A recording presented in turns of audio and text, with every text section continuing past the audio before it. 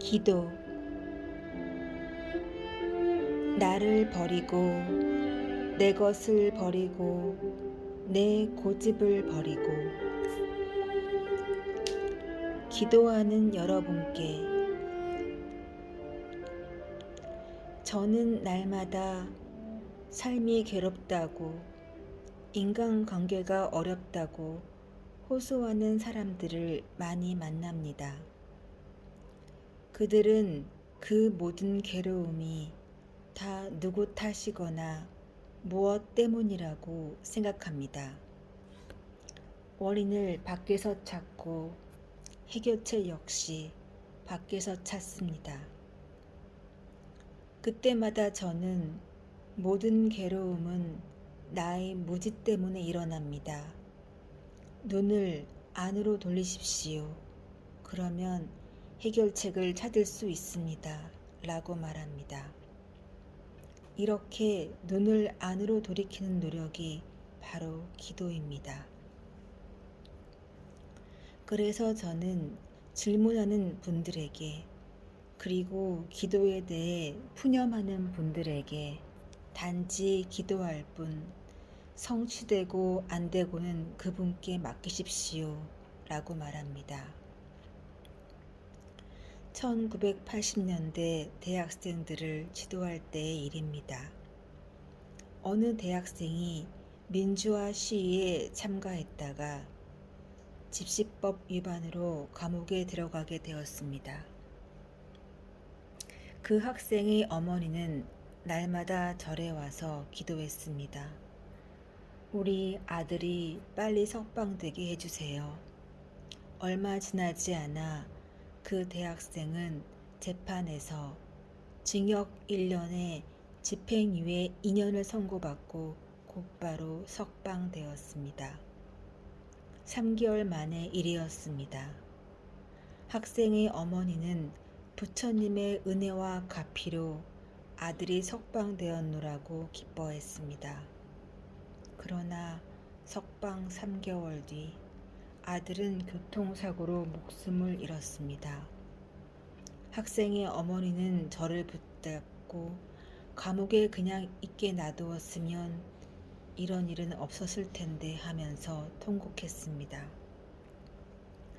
아들이 석방된 것이 반드시 좋은 일만은 아니었던 것입니다.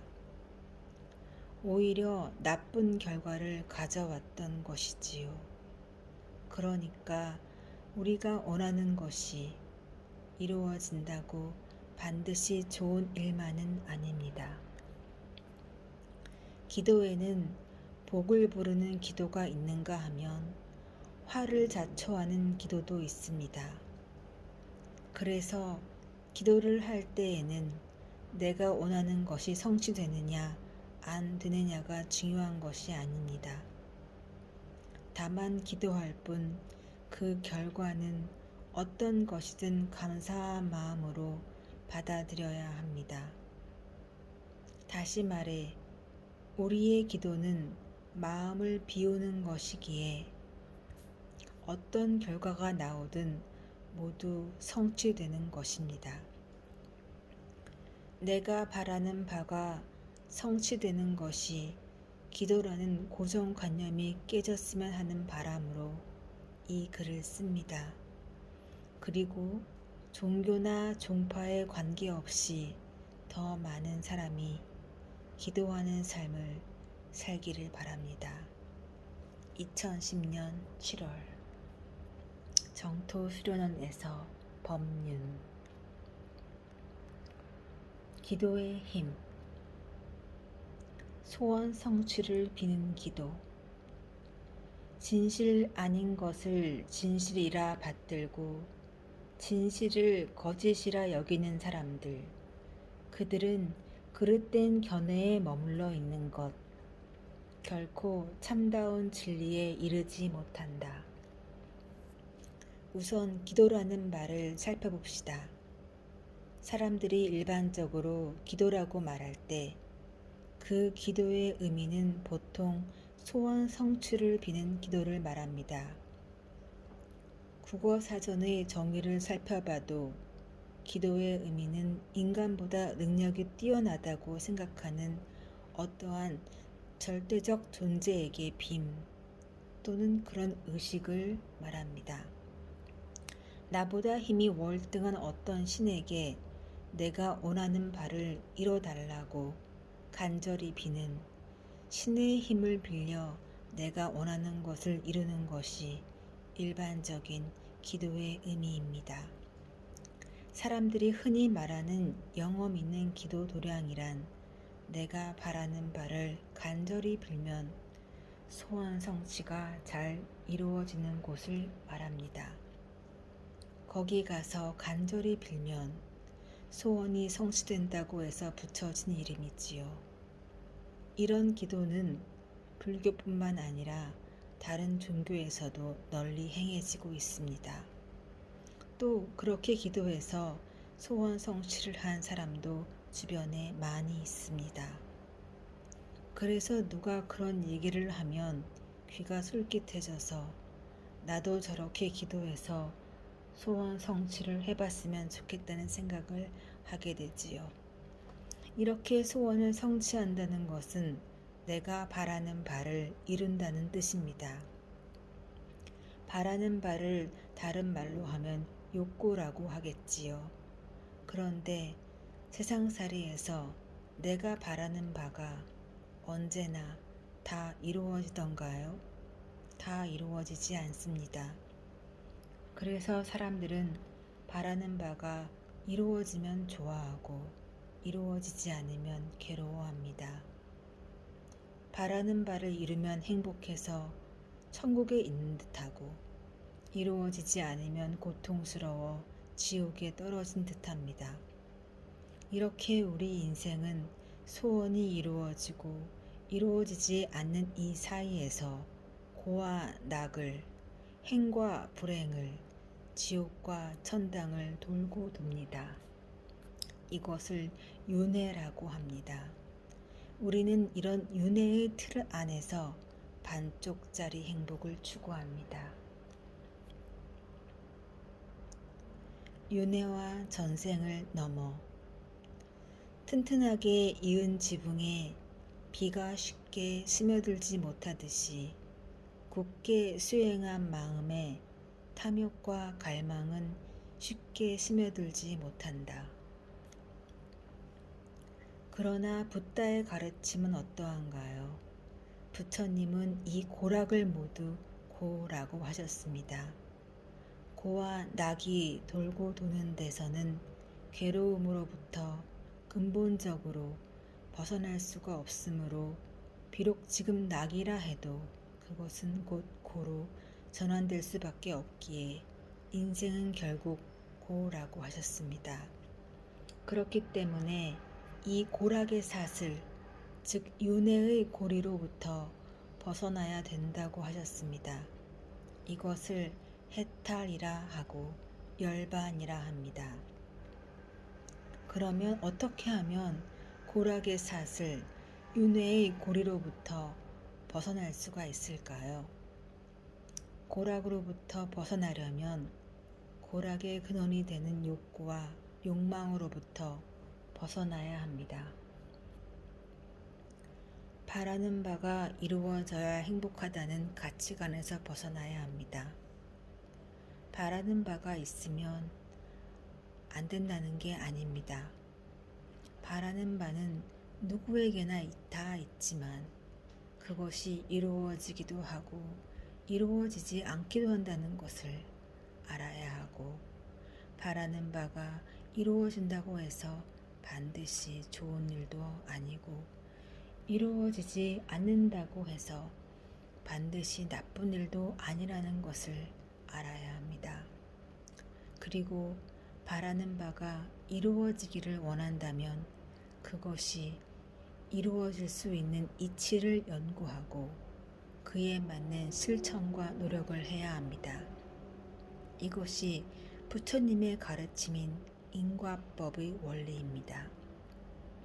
그런데 대부분의 사람은 이치도 필요 없고 실천과 노력도 필요 없고 열심히 빌면 이루어진다는 생각으로 기도합니다.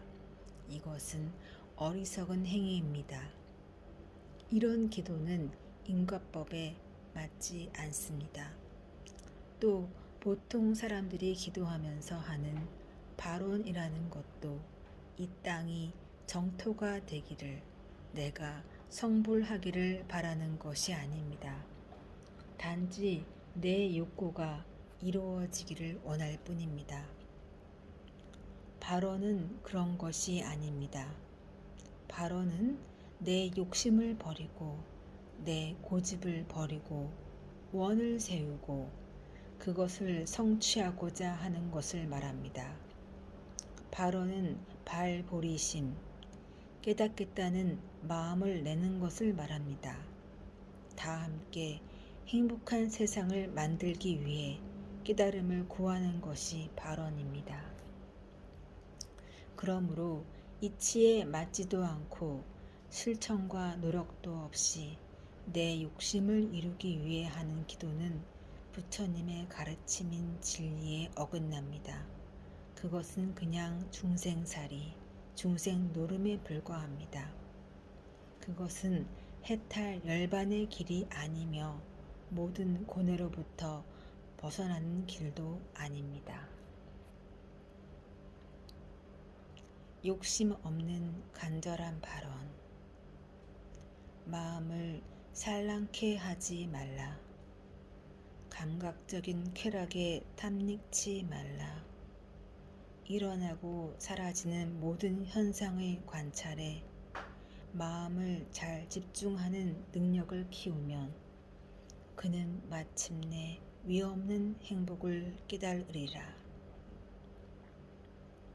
해탈, 열반의 길이 되는 기도는 어떤 기도일까요? 이런 기도는 기도라고 말하지만 사실은 수행입니다. 수행이란 행을 닦는 것을 말합니다. 그런데 행은 마음으로부터 일어나는 것이기 때문에 마음을 닦는 것을 말합니다. 우리가 기도하는 마음이라고 할 때 그 마음은 경건한 마음을 뜻합니다. 뭔가 욕심을 내고 이루려고 하는 마음을 말하는 게 아닙니다. 경건하게 자기를 돌아보는 성찰하는 마음을 말합니다. 내가 욕심이 지나쳤구나. 내가 내 생각에 빠져 있구나. 이렇게 자기를 돌아보고 잘못을 뉘우치고 조심하는 마음을 기도하는 마음이라고 합니다. 그래서 옛사람들은 기도할 때 먼저 몸과 마음을 청결히 했습니다. 목욕 재개하고 옷을 깨끗이 갈아입고 음식도 가려 먹고 부부관계도 삼가는 등 일거수일투족을 조심했습니다. 또 욕심을 내지 않고 화를 내지 않기 위해 마음을 경건히 했습니다.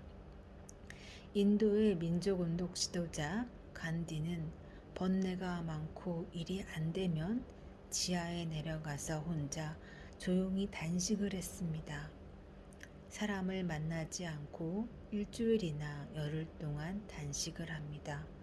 이렇게 단식하면서 명상을 하면 내가 욕심으로 하려고 했던 일, 어리석음으로 하려고 했던 일, 성질을 내면서 하려고 했던 일들이 모두 없어집니다. 그러고 나면 비로소 정말 해야 될 일, 배고픔 속에서도 놓아지지 않는 일이 뚜렷이 드러나게 됩니다. 그러면 그 일에 집중하는 것입니다. 이런 것을 원이라고 합니다. 그리고 이러한 원은 그 뒤에 어떠한 상황이 닥치더라도 흔들리지 않게 됩니다. 이렇게 간절한 원일수록 자기를 돌이키고 자기를 뉘우치고 자기를 돌아보면서 경건히 해야 합니다. 이것이 곧 기도이며 수행입니다. 기도할 때에는 뭐 해주세요 하는 내 욕심을 붙이면 안 됩니다. 욕심을 내려놓고 맑은 정신, 밝은 눈으로 기도하면 그 기도는 영험이 있습니다. 원의 섭취가 더 쉽고 빠르게 이루어집니다. 그리고 그 원을 성취하기 위해서는 사물을 있는 그대로 봐야 하고 인연 과보의 법칙에 맞게 노력해야 합니다. 요행을 바라지 말고 누구의 힘을 빌려서 이루려고 해서도 안 됩니다. 세상을 살아가는 일도 이와 같습니다. 주위에 누가 와서 자꾸 도와달라고 보채면 도와주기도 합니다. 하지만 그럴 때에는 적게 도와줍니다. 거지가 와서 구걸하면 푼돈을 주게 마련입니다. 그러나 어떤 사람이 혼자의 힘으로 열심히 노력하는 걸 지켜보다가 저 사람 좀 도와줘야겠다 싶은 마음을 낼 때에는 그 사람에게 도움이 될 만큼 크게 도와주지요. 거지에게 주듯 푼돈 몇 푼 도와주지 않습니다. 기도도 마찬가지입니다. 기도를 거지가 푼돈 구걸하듯 하지 마세요. 큰 원을 세우고 그 원을 성취하는 기도를 해야 합니다. 이것이 우리가 해야 할 바람직한 기도입니다. 치유와 행복의 길을 찾아서 다른 이의 허물로서 그가 선했는지 악했는지 판단하지 말라. 다만 자기의 행동이 선했는지 악했는지를 살펴라. 우리는 인생을 살아가면서 여러 가지 문제로 괴로워합니다. 자식 때문에, 부모 때문에, 남편과 아내 때문에, 형제나 친척, 친구 때문에 괴롭다고 합니다. 또 부모가, 자식이나 남편이, 아내가 나를 속박한다고 생각합니다. 그래서 이런 괴로움과 속박에서 벗어나고 싶어 합니다. 깨달음을 얻고자 발심한 수행자만 괴로움과 속박에서 벗어나고 싶어 하는 게 아닙니다. 사람을 비롯한 생명 가진 존재는 모두 다 이러한 괴로움과 속박에서 벗어나고 싶어 합니다. 그런데 실제는 어떤가요? 우리는 과연 얼마만큼 이런 괴로움과 속박에서 벗어난 삶을 살고 있나요? 괴로움과 속박에서 벗어나려면 우선 이런 괴로움과 속박이 어디에서 생겼는지 알아야 합니다. 보통 사람들은 이렇게 말합니다. 배우자를 잘못 만나서, 자식이 못나서, 부모가 무능해서, 친구가 문제가 있어서 이런 식으로 다른 사람 탓을 합니다. 또 돈이 없어서, 물려받은 재산이 없어서, 직업이 보잘것 없어서, 신분이 낮아서, 인류 대학을 못 나와서라고 말하기도 합니다. 그래서 이런 괴로움과 속박에서 자유로워지고 행복해지려면 좀 더 좋은 남편, 좋은 아내, 좋은 자식, 좋은 부모, 좋은 친구가 있어야 한다고 생각합니다. 또 좀 더 돈이 많거나 좀 더 좋은 대학을 나오거나 좀 더 높은 지위나 직장을 갖게 되면 행복하고 자유로워질 거라고 생각합니다. 그래서 평생 동안 사람을, 재산을, 명예를, 권력을 찾아 헤맵니다. 우리의 괴로움은 바로 이 얻고자 하는 생각 때문에 일어납니다.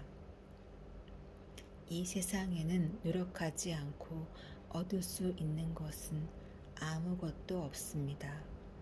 또한 사람마다 다 생각이 다르므로 세상 일이 자기 생각대로 될 수도 없고 자기 생각이 꼭 옳다고도 할 수 없습니다. 그런데 우리는 노력하지 않고 쉽게 얻으려고 합니다. 자기 생각대로 되기를 원하고 자기 생각이 옳다고 고집합니다.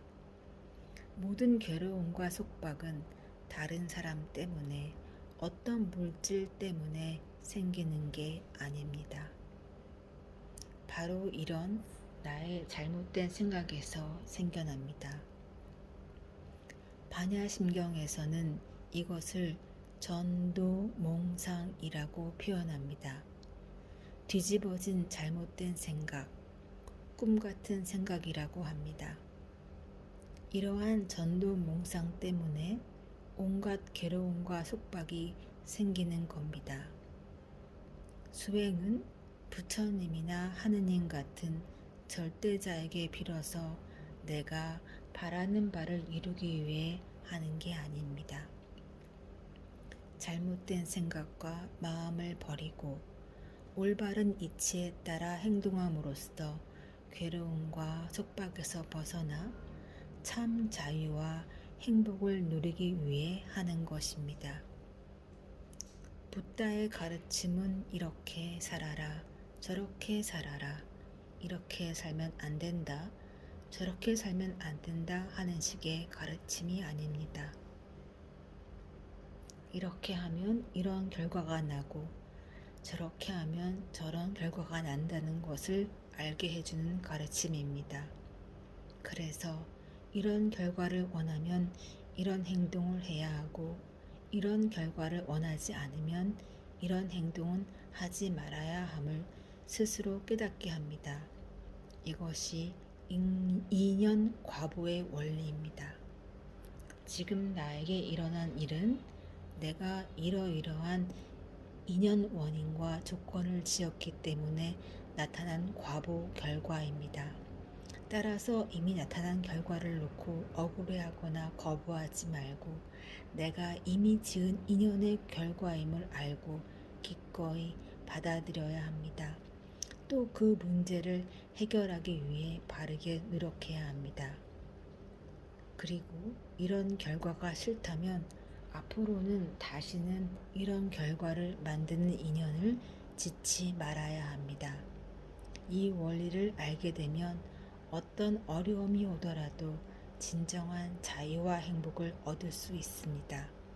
이것이 우리가 인연법을 알고 수행을 해야 하는 이유입니다.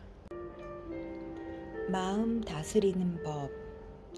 농부는 물기를 내어 물을 대고 화살 깃대는 사람은 굽은 화살을 바르게 펴며 목수는 나무를 다루어 수레바퀴를 만들고 지혜로운 사람은 자기 마음을 다스린다. 수행을 한다는 것은 마음을 다스리는 것을 말합니다. 모든 괴로움은 잘못된 마음, 어리석은 마음에서 빚어집니다. 이런 마음을 버리고 바른 견해를 가지고 살아가는 것, 이것을 우리는 마음을 다스린다라고 말합니다.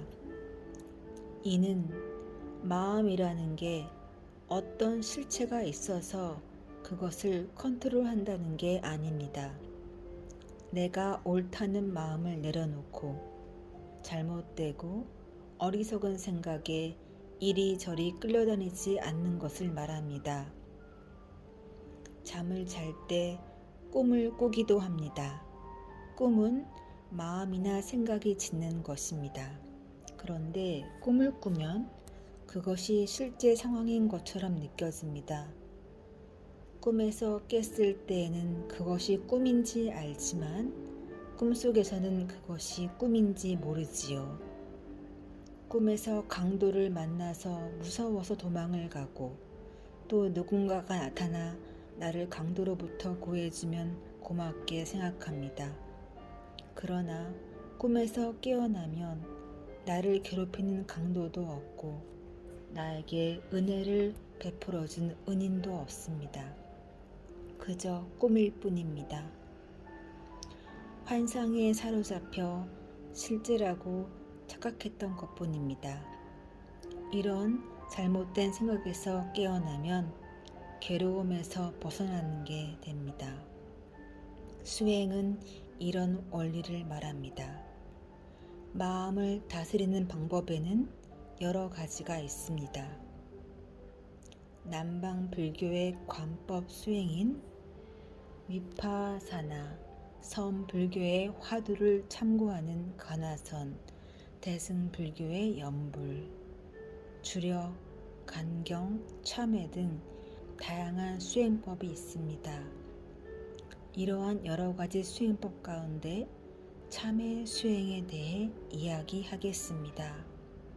참회는 지나간 허물을 뉘우치고 앞으로 올 허물을 미리 경계해서 짓지 않는 것을 말합니다.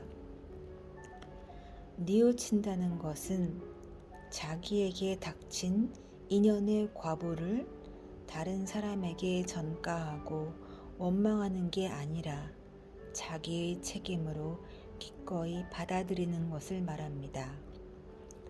내가 잘못해서 이런 결과가 나타나는구나 하고 자기에게 일어난 일을 자신의 일로 그대로 받아들이는 것입니다. 그리고 허물을 미리 경계한다는 것은 이런 결과를 받고 싶지 않다면 다시는 그러한 인연을 짓지 않겠다는 것입니다. 이런 결과는 이러이러한 말과 행동으로 빚어진 거니까 앞으로는 이런 결과를 원치 않으니 이런 말과 행동을 하지 말아야 되겠구나 하고 미리 경계하여 조심하는 것입니다. 이렇게 지어진 인연에 대한 과보는 기꺼이 받아들이고 다시는 이런 인연을 짓지 않겠다고 서원하는 것을 참회 수행이라고 합니다. 화 다스리는 법. 산 위의 큰 바위가 바람에 흔들리지 않듯이 지혜로운 사람은 칭찬과 비방 때문에 평정을 잃지 않는다. 내 마음의 괴로움을 가만히 들여다봅시다. 화가 많이 납니다. 아이가 학교에 갔다 와서 숙제도 안 하고 텔레비전만 보고 있어서 화가 납니다. 남편이 술을 마시고 늦게 들어와서 화가 납니다. 아내가 아이들을 돌보지 않고 자주 외출을 해서 화가 납니다. 부모님이 잔소리를 해서 화가 납니다. 믿었던 친구가 돈을 갚지 않아서 화가 납니다. 하지만 다시 한번 잘 살펴봅시다. 왜 화가 났을까? 내가 그 사람을 이해할 수 없기 때문에 화가 난 것입니다. 왜 아이가 공부를 안 하는지, 왜 남편이 직장에서 술을 마시고 늦게 귀가하는지, 왜 아내가 자주 외출을 하는지, 왜 부모님이 잔소리를 하는지, 왜 친구가 돈을 갚지 않는지 도무지 이해할 수가 없기 때문에 화가 나는 것입니다. 그가 나를 화나게 한 것이 아니라 내가 그를 이해하지 못하기 때문에 화가 나는 것입니다. 상대의 마음을 이해하지 못하는 것은 나를 중심에 놓고 생각하기 때문입니다. 상대가 내 마음을 이해해 주기만을 바라고 정작 나는 상대의 마음을 이해하려 하지 않기 때문입니다. 내 마음을 좀 알아줘.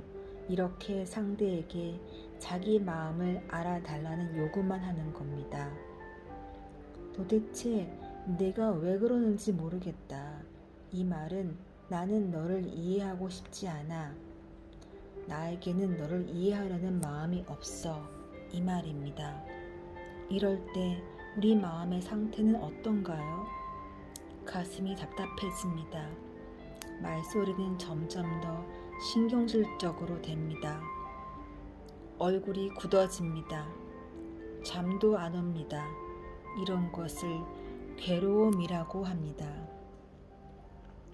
그러면 이 괴로움은 어떻게 해야 해결이 될까요? 모든 사람들이 다 내 마음을 잘 이해해서 아이는 공부 잘하고 남편은 집에 일찍 들어오고 아내는 집을 안 비우고 부모님은 잔소리를 안 하고 친구는 빌려간 돈을 갚고 이러면 해결이 되는 걸까요? 만약 이것이 사실이라면 내 인생의 행복과 불행은 상대방이 쥐고 있는 겁니다. 상대가 어떻게 말하고 행동하느냐에 따라 내가 행복해지기도 하고 불행해지기도 합니다. 이것이 과연 주체적인 삶일까요? 그러한 인생은 이미 나의 인생이 아닙니다. 누군가의 말과 행동에 딸린 종속적인 삶일 뿐입니다. 생각을 한번 뒤집어 보세요. 오늘 학교에서 그런 일이 있어서 집에 와서는 텔레비전만 보고 있구나. 회사에서 스트레스를 받아서 술을 마셨구나. 그래서 집을 비웠구나. 그런 이유가 있어서 돈을 못 갚았구나. 이렇게 뭐뭐구나 하고 상대의 마음을 이해하고 받아들이면 내 마음이 편안해지고 괴로움이 사라집니다. 찡그렸던 인상이 펴지고 목소리가 부드러워집니다. 내가 더 자유로워지고 행복해집니다. 상대의 말이나 행동이 내 삶에 큰 영향을 주지 못합니다. 그가 웃어도 그래서 웃었구나 하고 그가 인상을 써도 그래서 인상을 썼구나 하고 이해하는 마음이 되면 상대가 웃든 인상을 쓰든 거기에 꺼들려서 괴롭지 않게 됩니다. 이렇게 내가 그걸 몰랐구나, 내가 그걸 잘못 생각했구나 하고 뉘우칠 때 내 마음속에 맺힌 응어리가 풀어집니다.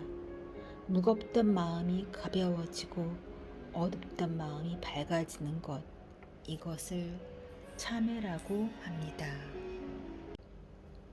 몸을 낮추고 마음을 숙이고 지혜로운 사람은 단말을 잘 새겨들어 깊고 맑고 고요한 호수와도 같이 자기 마음을 정숙하게 한다. 두 사람이 누워서 대화를 하다가 서로 의견이 다를 때 내 생각이 옳다는 생각이 들어 다투게 되면 자기도 모르게 벌떡 일어나 앉게 됩니다. 앉아있던 사람은 서게 되고 선 사람은 고개를 쳐들고 눈을 부라리게 됩니다. 그와 반대로 내가 잘못 생각했구나, 내가 틀렸구나 라는 생각이 들면 쳐들었던 고개가 숙여지고 뻣뻣했던 허리가 굽혀지고 무릎을 꿇게 되고 몸을 엎드려 머리를 땅에 조아리게 됩니다. 그래서 참회 수행을 할 때 절을 합니다.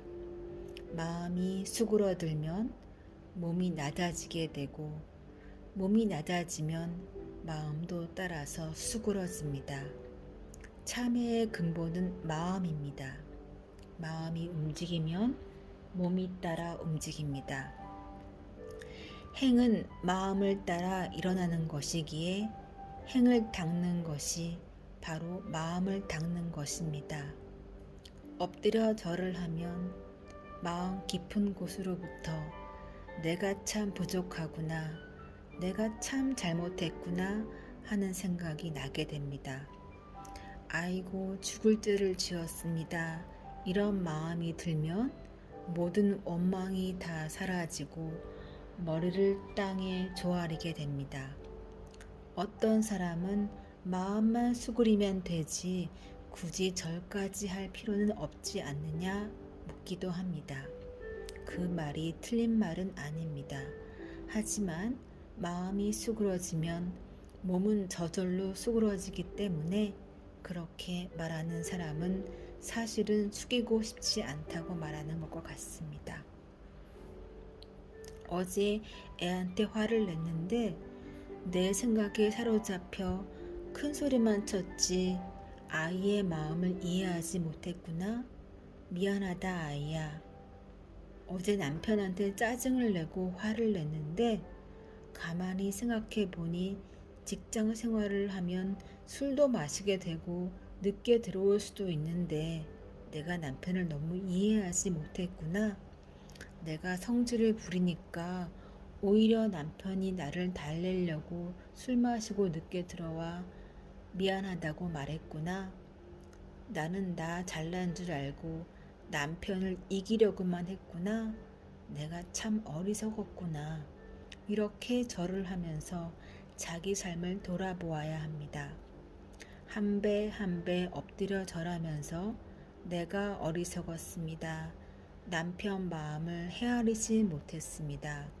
내가 부인 마음을 이해하지 못했습니다. 하루 종일 집에만 있으니 참 답답할 겁니다. 이렇게 이해하는 마음을 내는 것입니다. 상대를 이해하지 못하고 오히려 상대를 원망한 자신을 뉘우치고 반성하는 마음을 내야 합니다. 그렇게 될 때 비로소 내가 자유로워질 수 있습니다. 상대의 행동이나 말에 상관없이 내가 행복해질 수 있습니다. 이렇게 되기 위해 우리는 매일 아침 일어나서 어제의 날을 뒤돌아보며 기도하는 것입니다. 매일매일 기도해야 하는 이유.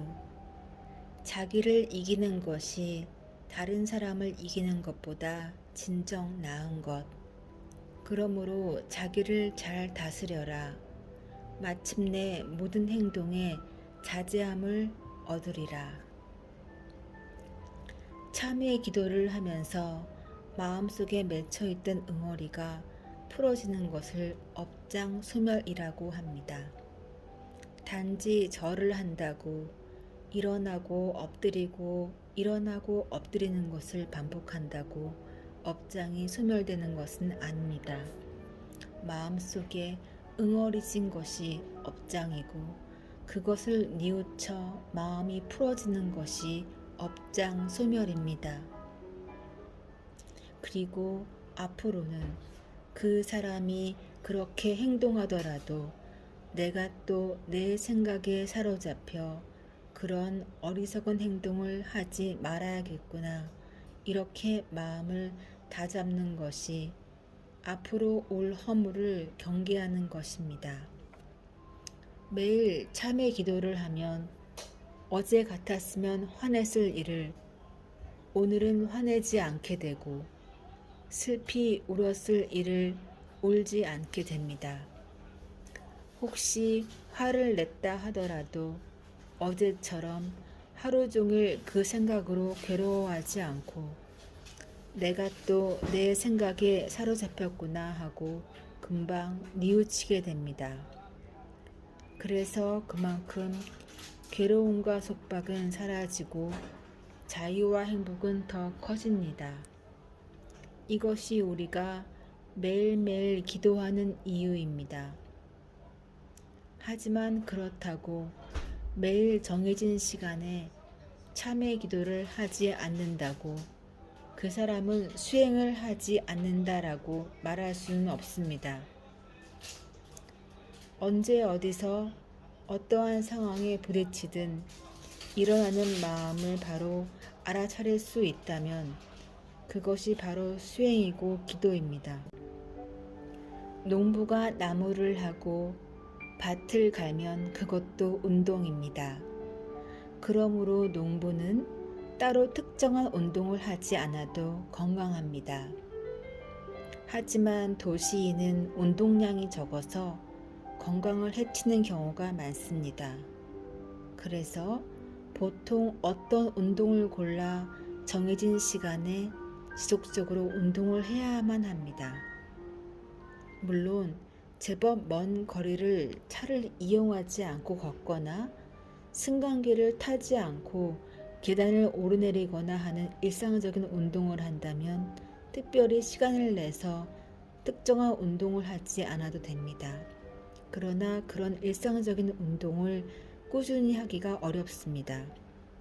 그래서 특별히 시간을 정해놓고 운동을 하게 되고 그런 정기적인 운동을 통해 건강을 유지하게 됩니다. 이처럼 어떤 상황이 내게 닥쳤을 때 참회의 마음으로 돌이키면 된다고 하지만 실제로는 잘 되지 않습니다.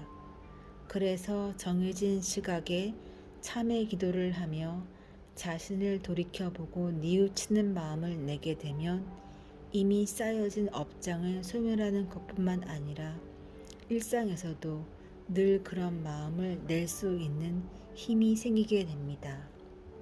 그래서 수행을 하는 사람은 정해진 시간에 맞추어 정기적으로 기도하는 것이 꼭 필요합니다. 농부가 나무를 하고 밭을 갈면 그것도 운동입니다. 그러므로 농부는 따로 특정한 운동을 하지 않아도 건강합니다. 하지만 도시인은 운동량이 적어서 건강을 해치는 경우가 많습니다. 그래서 보통 어떤 운동을 골라 정해진 시간에 지속적으로 운동을 해야만 합니다. 물론 제법 먼 거리를 차를 이용하지 않고 걷거나 승강기를 타지 않고 계단을 오르내리거나 하는 일상적인 운동을 한다면 특별히 시간을 내서 특정한 운동을 하지 않아도 됩니다. 그러나 그런 일상적인 운동을 꾸준히 하기가 어렵습니다. 그래서 특별히 시간을 정해놓고 운동을 하게 되고 그런 정기적인 운동을 통해 건강을 유지하게 됩니다. 이처럼 어떤 상황이 내게 닥쳤을 때 참회의 마음으로 돌이키면 된다고 하지만 실제로는 잘 되지 않습니다. 그래서 정해진 시각에 참회 기도를 하며 자신을 돌이켜보고 뉘우치는 마음을 내게 되면 이미 쌓여진 업장을 소멸하는 것뿐만 아니라 일상에서도 늘 그런 마음을 낼 수 있는 힘이 생기게 됩니다. 그래서 수행을 하는 사람은 정해진 시간에 맞추어 정기적으로 기도하는 것이 꼭 필요합니다. 자기 업을 분명히 알아야. 여기 배움을 찾지 않는 사람 있으니 그는 늙어가는 황소와 다름없네. 그는 그저 살만 많이 쪘을 뿐 지혜는 전혀 자라지 않네. 그러면 수행을 제대로 하려면 어떻게 해야 할까요? 우선 자기 마음속에 깊이 맺혀 있는 업장이 무엇인지를 알아야 합니다. 예를 들면 아이가 엄마 말을 안 듣고 공부를 안 해서 괴롭습니다. 그래서 우리 아이가 잘 되게 해주십시오 라고 기도합니다. 그런데 우리 아이 잘 되게 해주십시오 라고 기도한다고 아이가 잘 되는 게 아닙니다. 아이가 왜 엄마 말을 안 듣고 공부를 안 하는지 원인을 살펴보아야 합니다. 살펴보았더니 엄마가 아이에게 바라는 것이 많습니다. 평소 남편에 대한 기대가 충족되지 않아서 불만이 쌓이고 그런 남편에 대한 의지심이나 기대 같은 것이 아이에게로 쏠리게 된 것입니다. 그렇게 해서 아이에게 지나친 기대를 하게 되면 아이는 점점 더 무거운 짐을 지게 되고 그것을 아이가 이겨내지 못하게 되면 엄마에게 불만을 갖게 됩니다. 이럴 때 남편에게 참회 기도를 해야 합니다. 남편에게 참회 기도를 해서 남편에 대한 불만이 사라지고 기대가 작아지면 아이에 대한 불만은 저절로 사라집니다. 그렇게 아이에 대한 불만이 사라지면 아이 또한 엄마에 대한 반감이 저절로 사라지게 됩니다. 이렇게 자기 마음 밑바닥에 잠재된 근본 원인이 무엇인지를 찾아야 합니다. 그 근본 원인을 찾아 풀어나가면 마음속에 맺혀있는 가장 근본적인 뿌리를 뽑아버리면 그에 얽힌 다른 것들은 저절로 해결됩니다. 다시 말해서 마음 가장 깊은 밑바닥에 있는 상처, 스스로도 제대로 인식하지 못하는 그 깊은 응어리를 찾아서 풀어나가면 그것으로 말미암아 파생되었던 나머지 문제들은 저절로 사라지게 됩니다. 그러므로 핵심을 찾아 집중해서 응어리를 풀어야 합니다. 이것이 업장소멸입니다. 어떤 사람이 어릴 때 부모님이 제대로 키워주지 않고 공부도 시켜주지 않아서 부모에 대한 원망의 응어리가 마음 밑바닥에 깔려 있습니다. 이렇게 부모에 대한 기대가 무너진 사람은 남편이나 아내에게 기대를 충족하려고 하는 경우가 많습니다. 그래서 남편이나 아내에게 또다시 불만을 갖게 되고 그것이 채워지지 않으면 자식에게 기대를 갖게 되고 그게 또 불만을 낳게 됩니다. 이렇게 해서 지금 드러난 현상만으로 보면 자식과의 문제 같지만 조금 더 깊게 보면 남편과 아내 문제, 좀 더 깊이 살펴보면 부모로부터 온 문제입니다. 이럴 때 부모에게 참회 기도를 해야 합니다. 그래야 마음속 응어리가 풀어지게 됩니다. 이렇게 마음속 깊이 맺힌 응어리를 찾아서 그것이 풀어지도록 기도를 해야 업장이 소멸됩니다. 각자가 갖고 있는 고민이 무엇인지, 마음 깊이 맺힌 원망이 무엇인지 자기 마음의 밑바닥을 잘 관찰해서 그 업장이 소멸될 수 있는 기도를 하는 것이 중요합니다. 업장은 마음 깊숙이 자리 잡고 내 삶의 많은 부분을 움직이고 있습니다. 나의 말과 행동과 사고는 무의식적으로 업장에 좌우됩니다. 그러므로 마음 깊이 맺힌 것을 찾아서 집중적으로 참여하면 내 삶에 놀라운 변화가 오게 됩니다. 우선 자신의 마음이 편해집니다. 자신에 대한 이해의 폭이 넓어지면서 다른 사람의 행동이 이해가 됩니다.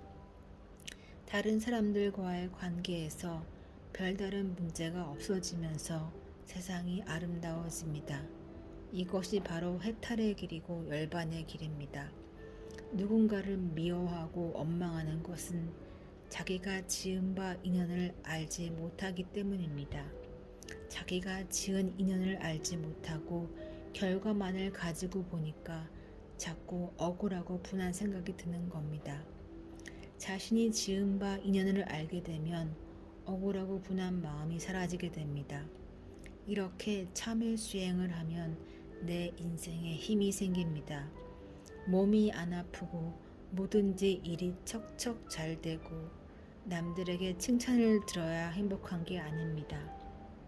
자신의 인연 과보를 알고 수행하면 갖가지 병고에 시달리고 실패를 만나고 비난을 받아도 해탈할 수 있습니다. 거기에 자유의 길이 있고 행복의 길이 있습니다. 화 다스리는 법. 산 위의 큰 바위가 바람에 흔들리지 않듯이 지혜로운 사람은 칭찬과 비방 때문에 평정을 잃지 않는다. 내 마음의 괴로움을 가만히 들여다봅시다. 화가 많이 납니다. 아이가 학교에 갔다 와서 숙제도 안 하고 텔레비전만 보고 있어서 화가 납니다. 남편이 술을 마시고 늦게 들어와서 화가 납니다. 아내가 아이들을 돌보지 않고 자주 외출을 해서 화가 납니다. 부모님이 잔소리를 해서 화가 납니다. 믿었던 친구가 돈을 갚지 않아서 화가 납니다. 하지만 다시 한번 잘 살펴봅시다. 왜 화가 났을까? 내가 그 사람을 이해할 수 없기 때문에 화가 난 것입니다.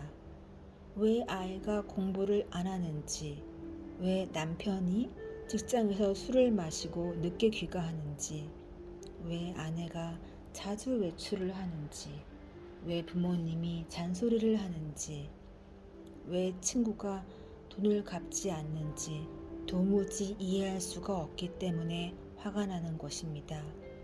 그가 나를 화나게 한 것이 아니라 내가 그를 이해하지 못하기 때문에 화가 나는 것입니다. 상대의 마음을 이해하지 못하는 것은 나를 중심에 놓고 생각하기 때문입니다. 상대가 내 마음을 이해해 주기만을 바라고 정작 나는 상대의 마음을 이해하려 하지 않기 때문입니다. 내 마음을 좀 알아줘. 이렇게 상대에게 자기 마음을 알아달라는 요구만 하는 겁니다. 도대체 내가 왜 그러는지 모르겠다. 이 말은 나는 너를 이해하고 싶지 않아. 나에게는 너를 이해하려는 마음이 없어. 이 말입니다. 이럴 때 우리 마음의 상태는 어떤가요? 가슴이 답답해집니다. 말소리는 점점 더 신경질적으로 됩니다. 얼굴이 굳어집니다. 잠도 안 옵니다. 이런 것을 괴로움이라고 합니다. 그러면 이 괴로움은 어떻게 해야 해결이 될까요? 모든 사람들이 다 내 마음을 잘 이해해서 아이는 공부 잘하고 남편은 집에 일찍 들어오고 아내는 집을 안 비우고 부모님은 잔소리를 안 하고 친구는 빌려간 돈을 갚고 이러면 해결이 되는 걸까요? 만약 이것이 사실이라면 내 인생의 행복과 불행은 상대방이 쥐고 있는 겁니다. 상대가 어떻게 말하고 행동하느냐에 따라 내가 행복해지기도 하고 불행해지기도 합니다. 이것이 과연 주체적인 삶일까요? 그러한 인생은 이미 나의 인생이 아닙니다. 누군가의 말과 행동에 딸린 종속적인 삶일 뿐입니다. 생각을 한번 뒤집어 보세요. 오늘 학교에서 그런 일이 있어서 집에 와서는 텔레비전만 보고 있구나. 회사에서 스트레스를 받아서 술을 마셨구나. 그래서 집을 비웠구나.